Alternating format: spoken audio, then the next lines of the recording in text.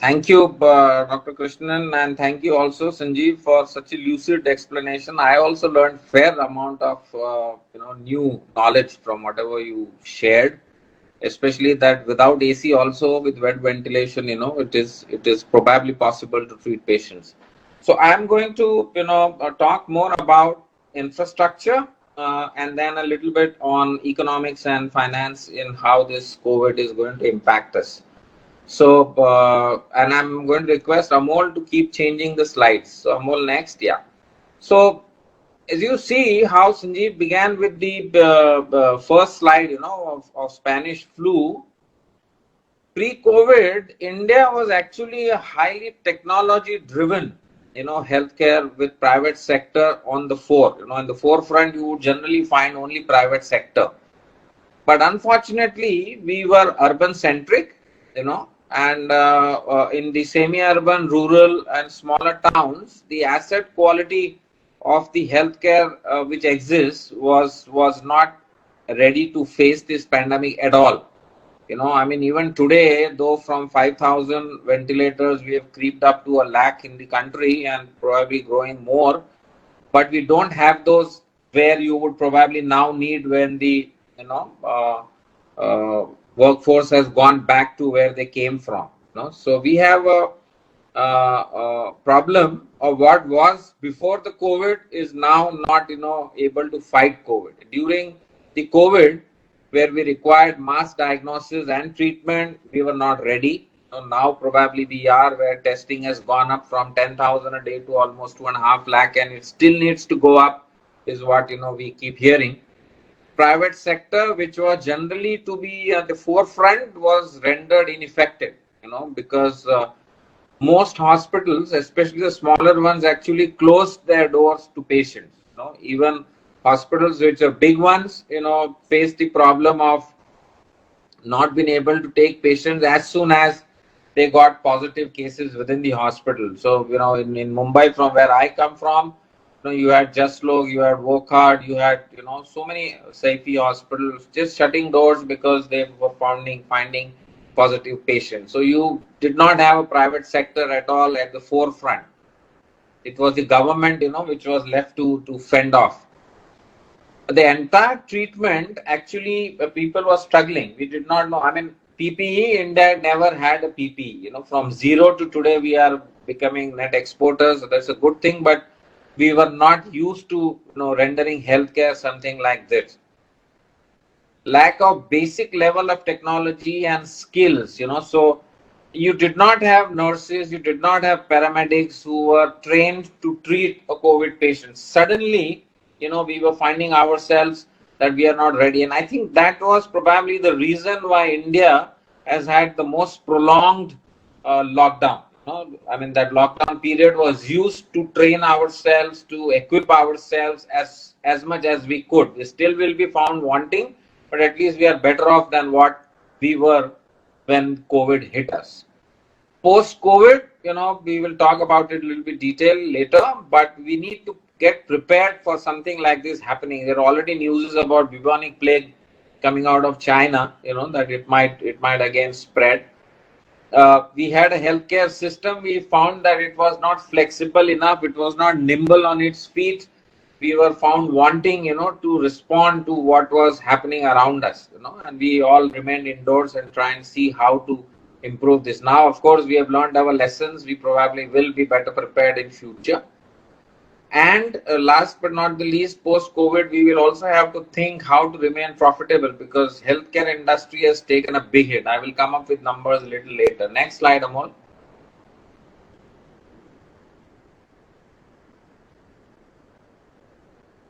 Now, during the COVID, we have seen three types of facilities. One is for quarantine alone. So, and actually we began with something like that. We were not knowing. So this is for suspected cases, and this needs only a basic infrastructure, just beds, toilets, food and hygiene. You don't need anything else, no negative pressured air or nothing of that sort. So that's for quarantine. And now, whosoever is coming in, state after state have different policies. Some of them keep them in hotels, some of them allow them for even home quarantine, so, or take them to schools or something like that. So that's as far as quarantine goes. For isolation, which is to be done for positive, unknown positive case, will need a negative pressured environment. Okay, so even if you don't have air conditioning, like Sanjeev said, we can have a exhaust of air and create negative pressure in that area, so that whenever door opens, air only gushes in, it doesn't go out.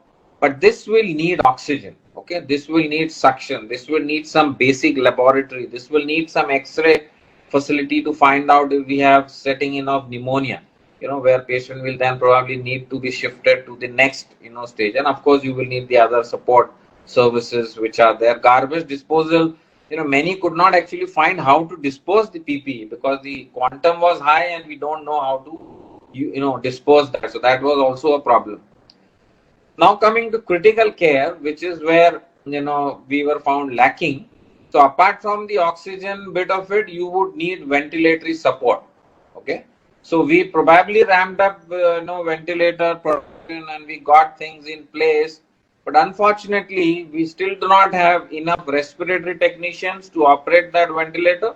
We do not have intensivists trained enough, to work in these areas. So I'm really a little scared that how we will, face this when we move into the tier 2 and tier 3 towns. I just saw a video by Dr. George Chandy, the ex-director of CMC, where he says that, probably the peak will hit us around October, November. So we still are, way off, and we have not faced what probably lies in store with us. Apart from that, in critical care, you will need stat labs, you will need mobile X-rays, monitoring systems, and all of that, And more importantly, you probably are going to need housing facilities for the staff who's working there, because it's not very easy for these people to keep and traveling back and forth. They are not, welcome to where they are staying because they are working in critical care where you have positive patients. So if possible, we will need housing provision, besides wherever we are rendering this critical care. Bronchoscopy and a procedure room also, attached to this will be useful because it's a lung disease. Next slide.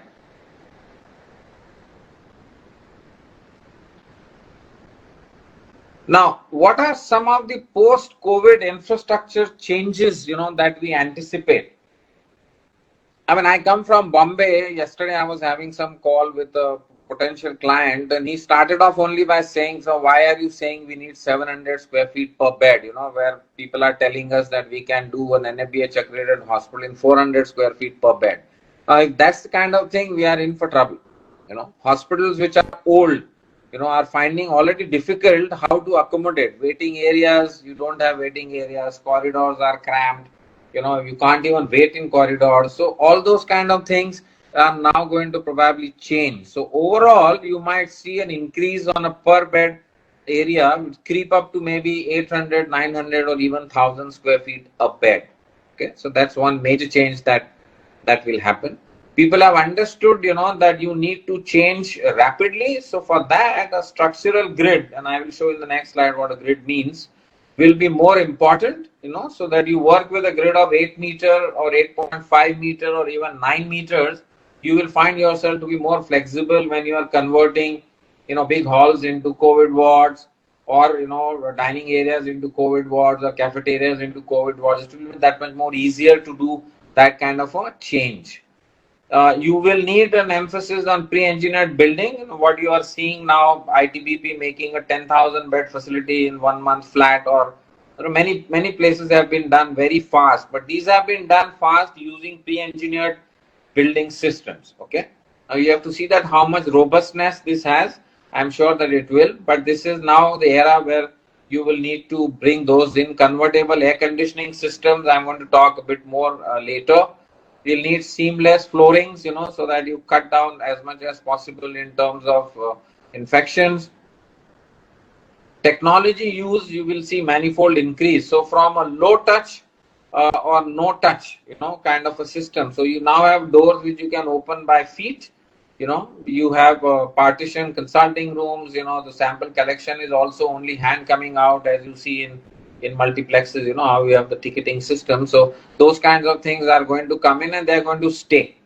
You will have a lot of robo delivered hospitality. So your meals tomorrow will probably not be brought by a class 4 attendant, but it will be served to you through a robo. Pneumatic chutes will become more and more popular because it's a no touch, low touch kind of a thing. So wherever you have a low touch or no touch, these kind of things are going to come up now. Hands-free wash basins, urinals, toilet seats, all of those will be there. Sanitizable walls, doors, and floors. If you are doing that, then your tapestry that you will use, so sofas will probably not be there. You will have Rexine kind of a thing, which can be cleaned, which can be sanitized, with liquid. Uh, Germicidal coatings are now coming in because these are found to be coronavirus. You can resist coronavirus with that. So this and the shelf life of that, once you put it on, say, door handles of toilets, rooms, taps, you have lift buttons, things like that, their shelf life is 1 year, and they are giving you quarterly reports of whether this is still working or not working. So these coatings are now available. Low use of curtains, I've already said. Oxygen supply ability to every nook and corner, because we've found that oxygen has been the savior in this pandemic, and wherever you can, you will need to see you can reach oxygen supply lines. Mobile hospital modules will become popular because we've certainly found that Indian Railways converting almost 20,000 or even more, I think 50,000 coaches, 50,000 beds through this kind of a mechanism. We used it in Delhi as well. So it is like you going to the patient rather than patient coming to you. That's the kind of strategy that the government used. It will be useful, and we will probably need more and more of these. Indian Army has shown that they can build hospitals in 1 week flat using tented premises which are there. Zydus actually in Ahmedabad started the concept of taking a porta cabin, and you can use it for an outpatient. You don't take the positive patient inside your hospital. So one of the problems that has happened, in past was, especially in Italy, that you had COVID and non-COVID patient in the same building, without proper segregation. So if you do that, you are playing with fire. That is how most of the hospitals in India also started closing down, because you had a mixture of both. You didn't know how to deal with these two different types of patients. So if you do something like that, you have within your campus create a porta cabin based or any other way of tented kind of an accommodation for these kinds of patients. Treat your outpatients also like that. You will probably end up not having COVID inside. Uh, if you have a hospital which has wings, that is the best, where you can segregate very easily. This is COVID area and that is non-COVID area. A thermograph is becoming now a little bit more popular. I have had some companies talking to us very seriously in terms of how they can, instead of taking a digital thermometer every time and putting it on the forehead, this is a thermograph which tracks you as you enter and it immediately beeps if your temperature is high. It also keeps a record, and you can do a contact tracing, using something like that. It will also show you if people are wearing their masks or not. So you can identify that using a thermograph. Next slide, Amol. Now this is the grid system which I was trying to tell you. So this grid is what the 4 columns that you see in the dark gray is a grid, and this should be about 8 to 9 meters, and you will find that most of your departments will start fitting in if you follow this kind of a grid. Next slide.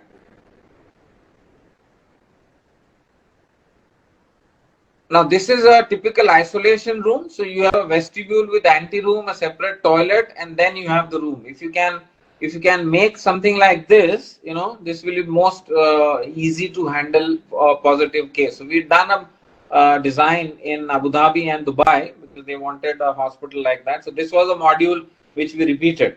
Next slide.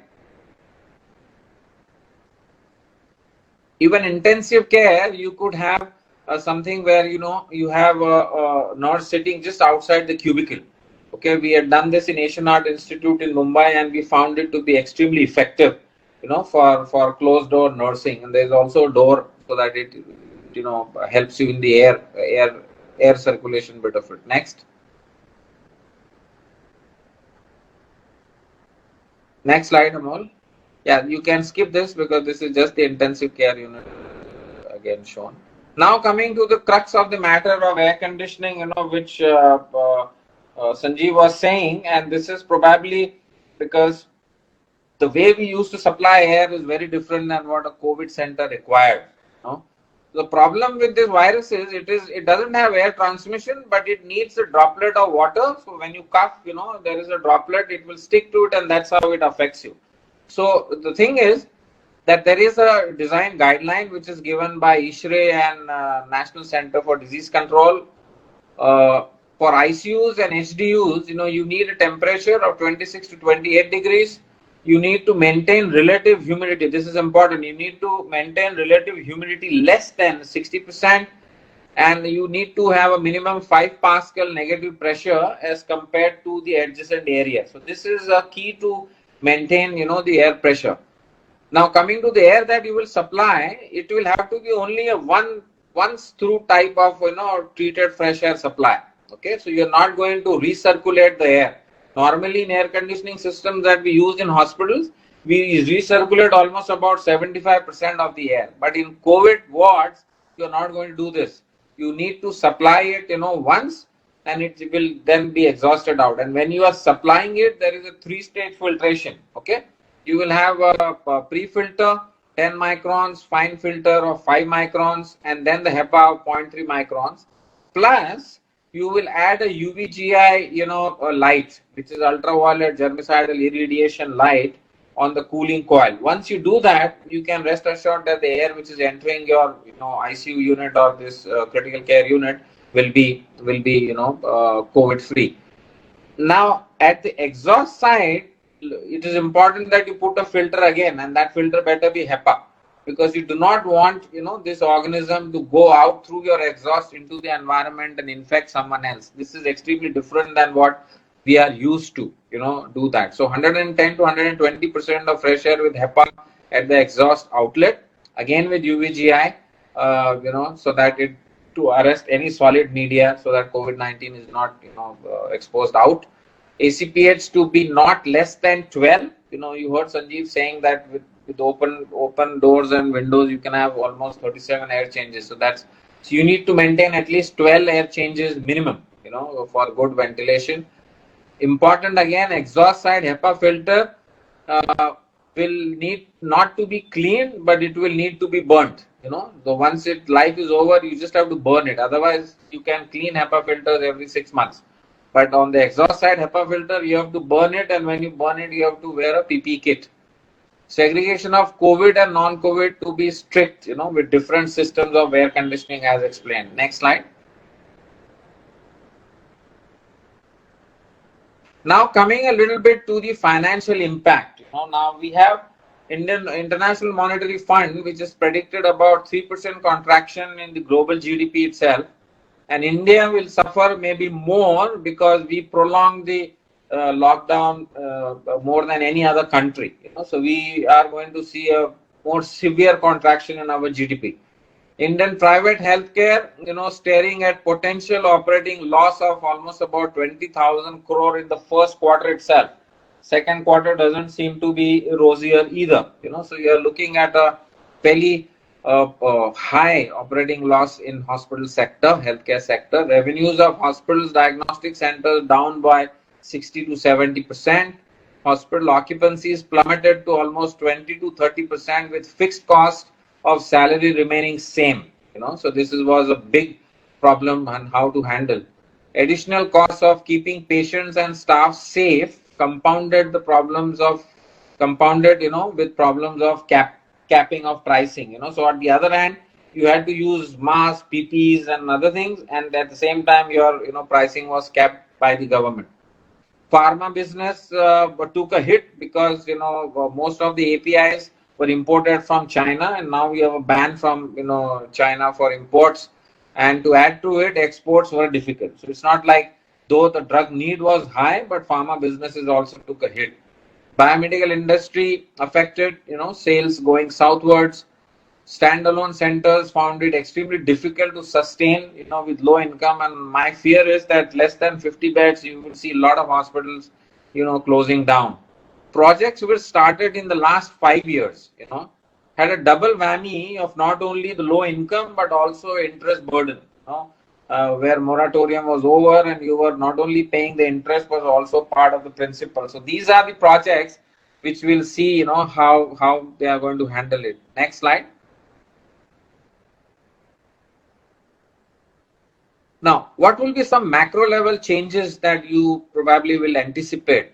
I think, emphasis might shift to sufficient public health facilities. So with, this Ayushman Bharat kind of scheme and statewide insurance schemes, government took a standing as a payer more than a provider, and suddenly they found that when COVID happened, private sector was not there. So it was completely public health infrastructure on which they had to depend. So you will see a shift on the private, on the public sector. We are already seeing state governments approaching with large hospitals to be built in their respective, constituencies. A government may also have a transient phenomena with more robust kind of a process, that they may take over private sector beds, through a pandemic act, which they have done. They have not done a very good job out of it, but this is something that they will think about. Regional disparity will need to be removed. States where healthcare is down, where GDP to spend on healthcare is low, will suddenly see higher spend on. So you may focus more on those kind of states. There will be more funding, in public sector. I'm quite sure about it. Training of paramedics, and intensivists will need to go up many folds, and it is extremely difficult to get people who can work in this kind of a situation. Make in India emphasis will go up, to reduce heavy reliance on imports when you were not even able to import, and we had to build capacity, and it is quite creditable, for the government and the industry to have come from where zero to where we are today, in terms of certain things like PPE kits and reagents and things like that. Technology will drive healthcare like never before. I mean, you can see it, and there are webinars after webinars on telemedicine. So you will see a major shift in healthcare, the way we deal with, with patients. Next. Now, what will be your financial strategy? And I think this is my last slide, if I'm not wrong.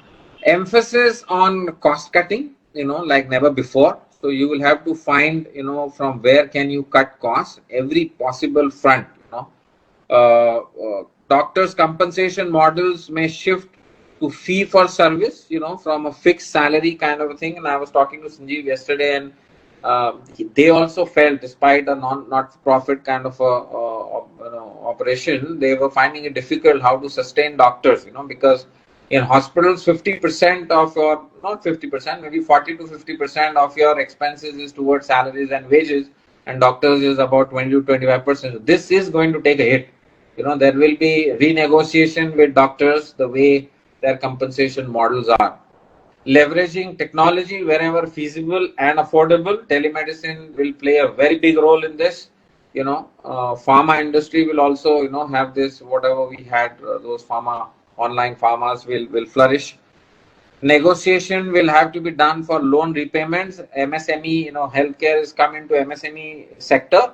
So this is a little bit, required, that how do you renegotiate your loan repayments in such a situation. Increase in credit cycle time. Hospitals will need to, negotiate their terms in terms of payments.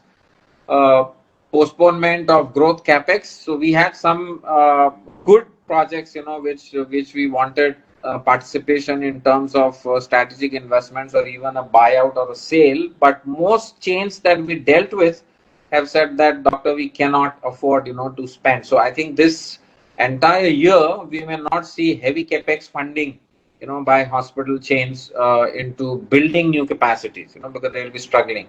In long-term financial strategy, hospital design standards will get stricter, capex will go up, thereby probably reducing the bed size complement of hospitals. So you may not see too many 200, 300 bedders, but maybe more of 100, 150 bed hospitals coming up, because you're going to have 800, 900 or 1000 square feet per bed. So capex is, is going to be an issue. People will want to be less dependent on debt. That might be a good thing, because that will open up more equity avenues, for investments, for private equity funds. Rationalization of human resource utilization. So we have had over the years, growing of staff to bed ratio from 3.5 when I started consulting, to now about 6 per bed, or 6.5, or even 7 per bed. So I think hospitals are going to now rethink. Maybe multitasking will come in, and we'll have to see how to resource rationalize. Aggregator models of supply chain to cut costs. I think companies like Medica Bazaar must have done extremely well, in this kind of a thing, where we needed aggregators, to not only cut costs but also be able to provide you with speed. High usage of technology, I've already spoken about it. Diversification in allied businesses, So if you look at hospitals like maybe chains like Apollo or Aster, you will see that their cash flows are coming more from their pharmacy chains. So I think more and more of these pharmacy chains and diagnostic laboratory chains, probably you will see. Home healthcare, probably you will see in future. Mergers and acquisitions probably will happen more, because you will need a scale. Unless you have economies of scale, it is difficult to survive such kind of an onslaught, where you have your income streams are lower and your costs are fixed. So if you have economies of scale, you will probably do better in future. So I think this is probably the end. Amol, is there any more slides? I think this is done. Open for questions. Yeah. How to resolve the shortage of trained hospital personnel? Would it require exchanging people from one hospital to another, from one state to another? What is your thought on that? No, so I mean, India needs more number of doctors, double the number of doctors and triple the number of nurses. We knew this before also, but I think we can do some short-term training, programs. So I think, so we joined hands with MNC. They have a called Generation. So because now training also, education is also become digital. So it was a 4-hour training module for paramedics, to get trained in how to deal with COVID treatment. And like Dr. Sanjeev said, even that doffing and donning and the, how you undress is equally important, with the hand hygiene that you have. So these kinds of training programs, if you can do, probably digital, teaching can be a fast way to train more and more people. That is what comes to my mind. But importantly, things like intensivists, respiratory technicians, we have a short supply. We don't, even if you have a ventilator, you should know how to use the ventilator. When to prone the patient, how much should be the airflow, all of that, those are technical things, which probably India lacks. The next question is to both of you. Feel free, whoever is able to answer this, or both of you can answer. How to conduct general OPD consultations and basic health checkup in the new scenario? And what are the primary precautions to take when admitting a patient in hospital till the time the PCR report is received? I think in terms of OPD consultations, I can see that there will be. See, earlier, that Indian psyche was, doctor ko nahi milenge to how will it be? Like face to face, you need to be with him. But I think that is now taking a rapid change. People are more than willing, actually more happy now to do a teleconsult rather than go and visit a hospital. Even if you tell someone कि साहब आप doctor के पास चले जाइए, they say no, is it possible to do a teleconsultation or a so I think that's a good thing. And Sanjeev said also that if you can, that also helps you to stagger your patient load.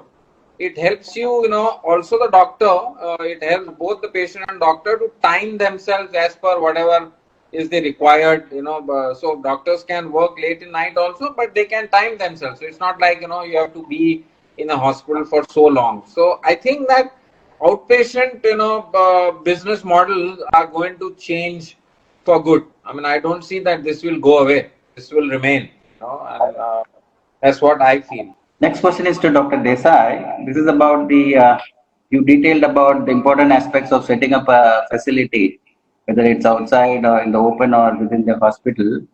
Are there any standard guidelines so that, every hospital which is being set up follows a certain standard SOP for setting up a facility for COVID, treating COVID patients? Yeah, I think they are available off the web also. There are government mandates which are there.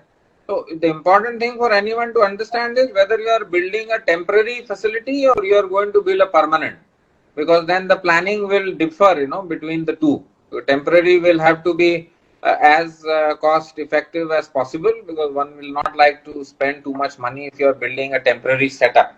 Whereas for permanent, guidelines are for air condition and air quality, indoor air quality guidelines have changed quite a bit. So those have to be strictly followed. Otherwise, you may have problems. So even existing hospitals, people have gone and changed their air conditioning system to ensure that patient rooms have become negative isolation. But otherwise, for infrastructure, there are guidelines by the ministry which are very straightforward, in terms of what you need to do, which will cover everything. It will cover the area, the spaces, how to treat your water, electricity, medical gas, everything, how to dispose your garbage. All are quite well detailed out. You need not, go here and there. Just go to the website and they will tell you. State-wise, there might be some tweaking of those guidelines, but more or less all of them are similar.